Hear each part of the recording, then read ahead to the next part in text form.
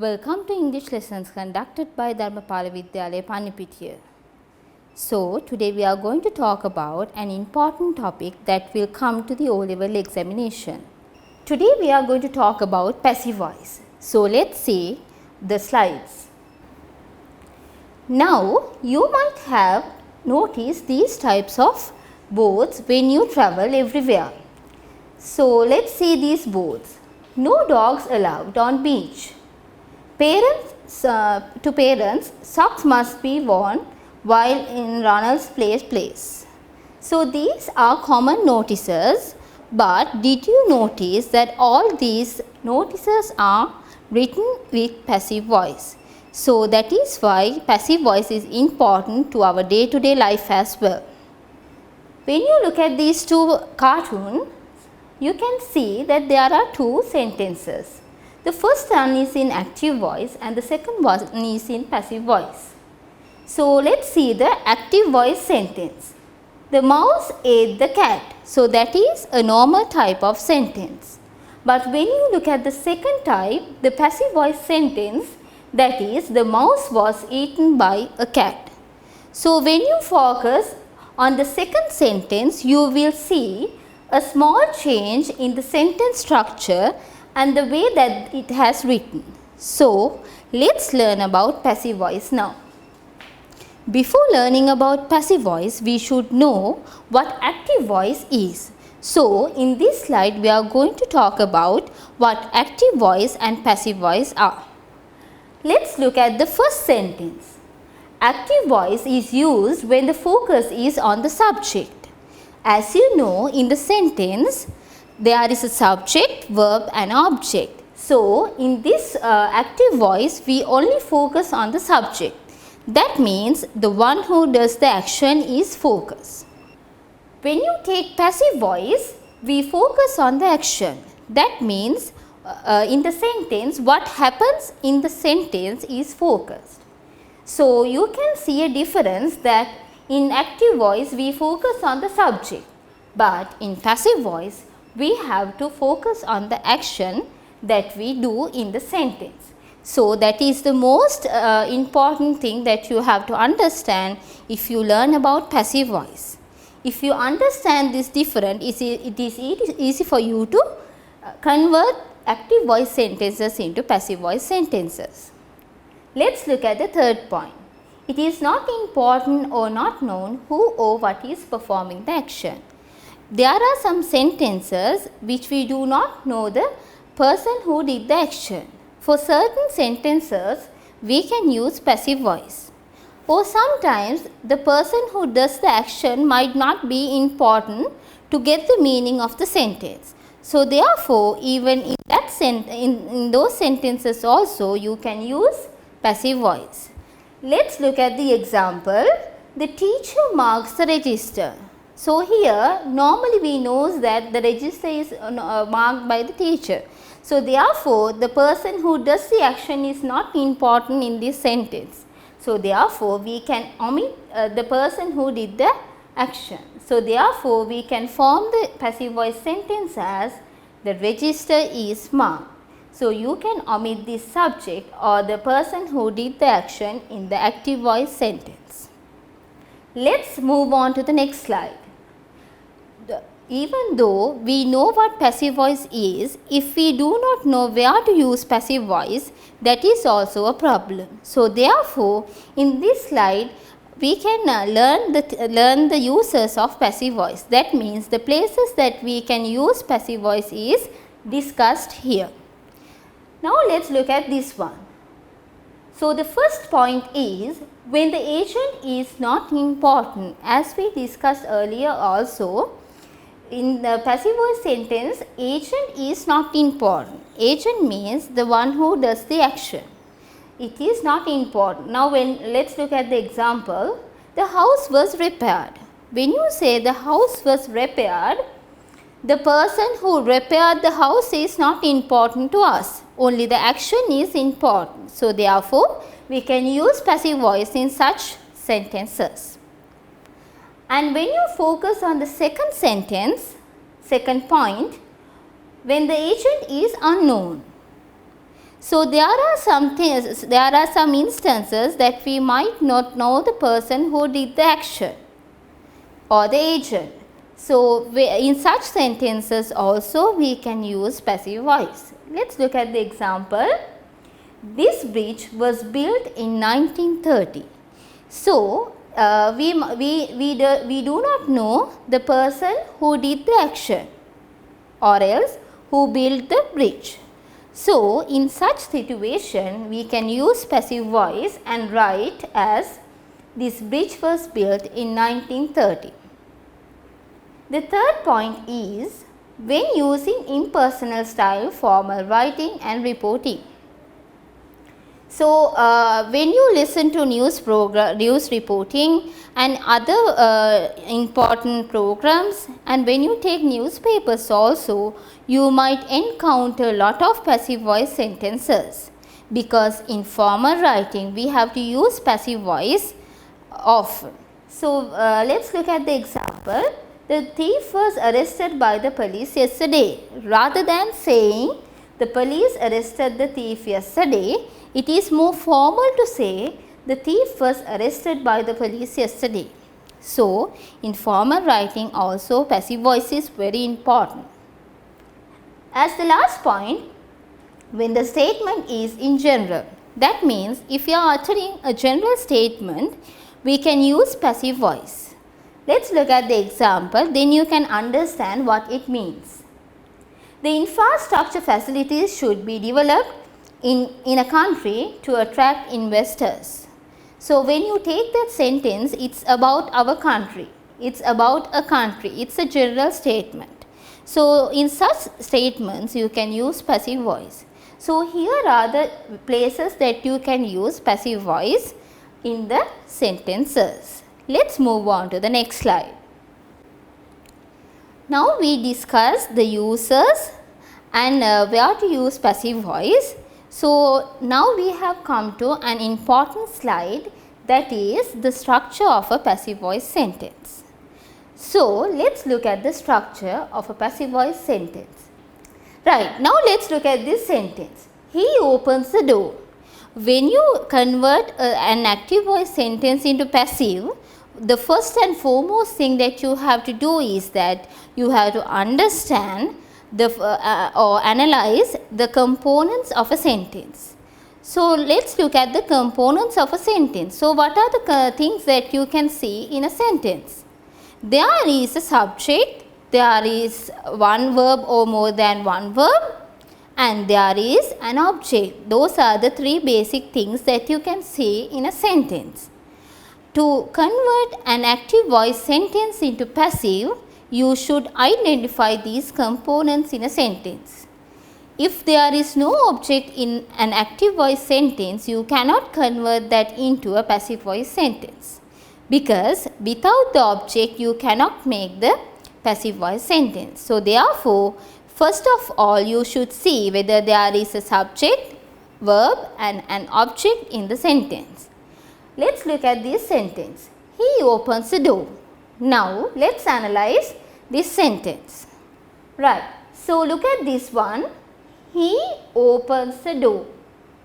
When you take the word he, this is the person who does the action, so it is called as the subject. And this is the action that takes place in the sentence, and it is called as the verb. And this is the receiver of the action, so that is called as the object. So when you take this sentence, you can find a subject as he, a verb as opens, and the object as the door. Now look at this sentence.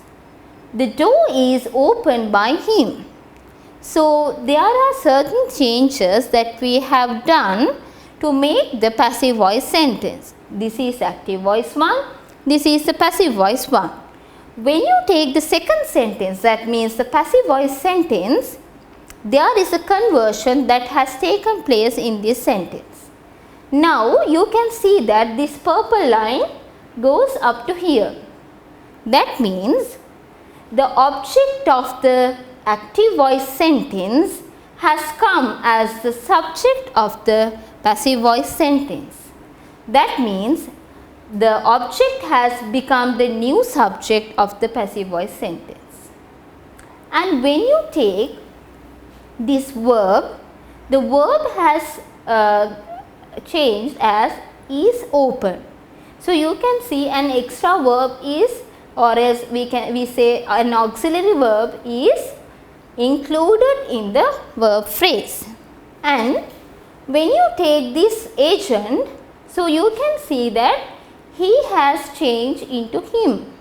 So as you know, this is a subject pronoun and this is an object pronoun. So this is considered as a object 1. So that is why we have to convert the subject pronoun he into object pronoun him. And there is another word that we have added, that is by. So the structure for the passive voice sentence is this. Look at this purple color box and you can find the structure of the passive voice sentence. So we know that we have to write the subject first, that means the object of the previous sentence, and then you have to include an auxiliary verb. So how can you find the auxiliary verb? Because it is not there in the original sentence. So the way that you can find the auxiliary verb is that you can take, you have to pay attention to the tense of the verb. Verb එකේ tense එක බලන්න ඕනේ. And then you have to see the singular plurality of the sentence, or else the verb. So if the verb is in present tense and if it is singular, the correct be verb that you can use is this, that is. If it is plural present tense, you can use are. If it is past singular, you can use was. If it is past plural, you can use were. Now we know the subject, we know how to find the auxiliary verb, and then we have to focus on this part, main verb, or the main verb of the past participle of the main verb. So when you take this, the past participle is the third form of the verb. That means, as an example, if you take the verb write, past tense is wrote, and when you take the past participle, it is written. So you can see that we are going to take the third, V3. Normally we say it is V3, third form of the verb, as the verb for the passive voice sentence. So it is open. Now here I am going to give you a hint. When you take past tenses, if you add ed to make the past tense of a verb, normally the past participle is also the same. That means if you add ed to the past tense verb, the past participle also you have to add ed. But there are some words that you cannot add ed always. There are irregular verbs also. So for irregular verbs, you should remember the irregular verbs, irregular participles. So let's look at this one. So normally we make the past tense of open by using we add ed to make the past tense of open. So the past participle is also the same. We have taken that here, and then we have to add the preposition by and then the agent. So here we have taken the subject of the active voice sentence, and here it has become the agent. We won't say it as the object, but we say it as the agent or the doer of the sentence. So this is the basic structure of a passive voice sentence. Let's talk about passive voice structure more.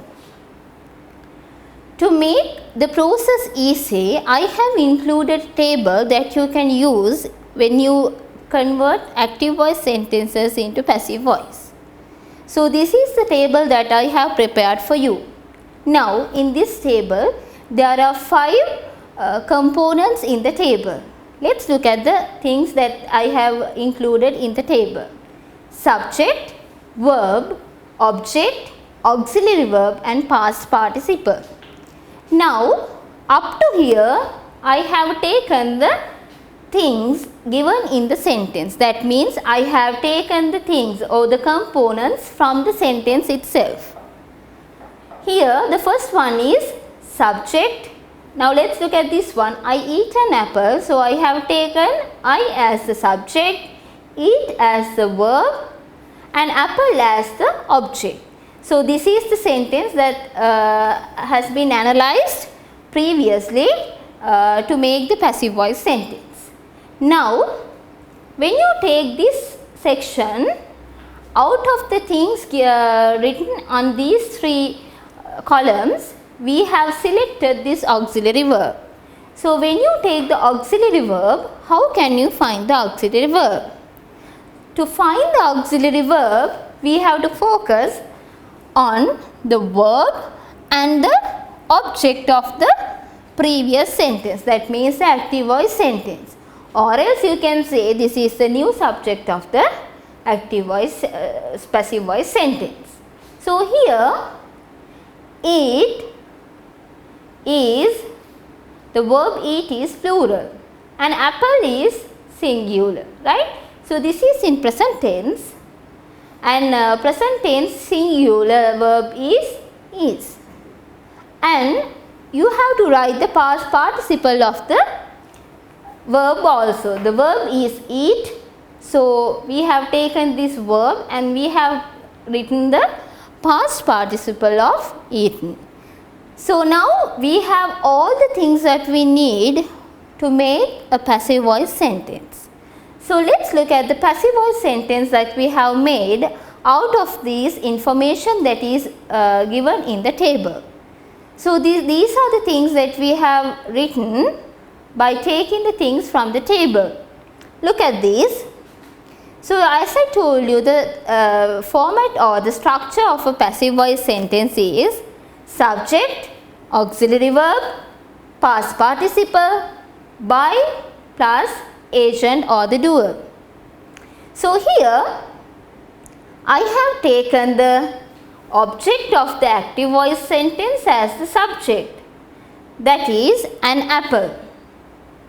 And then you can easily take this auxiliary verb because we have found the correct auxiliary verb in the table.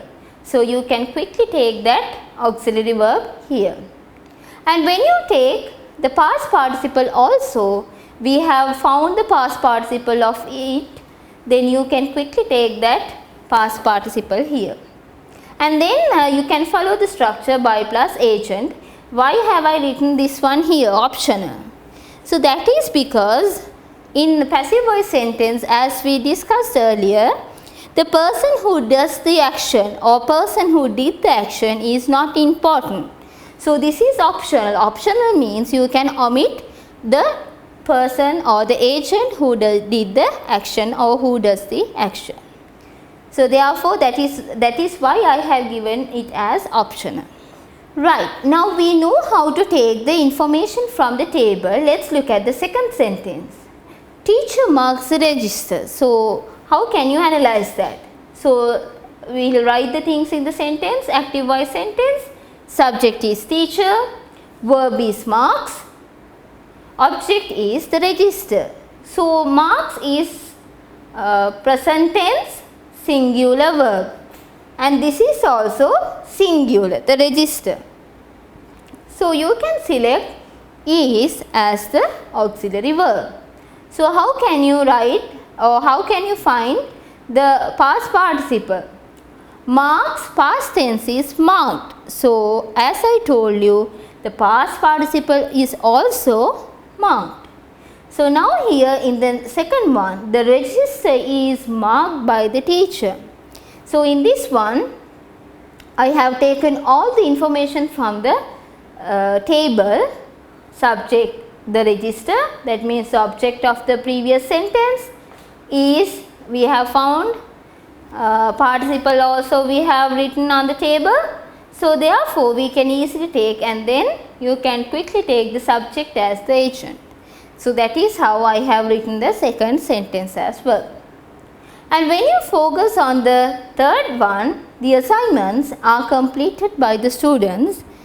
That is also there in the table. So the active voice sentence is students complete the assignments. So how can you analyze that? Yes, you can write the components of the sentence. What are they? The students is the subject, complete is the verb, the assignments is the object. So depending on the verb and the object, you can select the auxiliary verb. Complete is plural, complete is plural, and also it is present tense, and assignments are plural. So therefore you can easily select the auxiliary verb as are. And complete, the past tense of complete is completed. So therefore the past participle is also completed. So by taking the information from the table, we can write the new passive voice sentence, that is, the assignments are completed by the students. Right, let's move on to more examples. Right, so when you talk about passive voice, these are some of the examples that I have given you. So in the previous slide, we have discussed how you can take the information from a table. And now here I have given you some examples that will explain about the structure and how it is made more. Now let's see tense. Here are the tenses. I have only focused on simple present and simple past because there are so many other tenses as well. As the first one, we will focus on these two only. And then we have auxiliary verb plus past participle. We discussed that. And then we have the examples, that means the sentences. So let's look at this. Present simple. So these are the be verbs that you can see. Am is are plus past participle. We know the differences of these be verbs. Present singular, present plural, right? And then the example is the house is repaired, and the plural one is the broken chairs are repaired by my father. The broken chairs are repaired by my father. And when you take past simple, only the be verb changes. The other things in the sentence won't change because we have to take the past participle, and then only these two will change when it comes to past tense. The structure is the same, subject plus be verb plus past participle plus by plus agent. Here the auxiliary verbs are was and were, singular past was, plural past were, plus past participle. So here are the examples. John was invited to speak at the conference. So that is in singular form. The chief guests were invited to the sports meet. So here you can see that this is a plural sentence. So here are some examples that will make this easy, right? So now let's move on to the next slide. So far we have discussed how we can form a passive voice sentence and the structure and what are the things that we should pay attention to. And now I have given you a small exercise that you can practice passive voice sentences. So there are 12 sentences that you can make passive voice sentences. Please copy these sentences to your grammar book and make these sentences passive voice sentences. I hope that you got a good understanding about passive voice. I hope that you will use this knowledge to face your O-level examination well. Please do the exercises given and let's meet with another lesson next time. Thank you.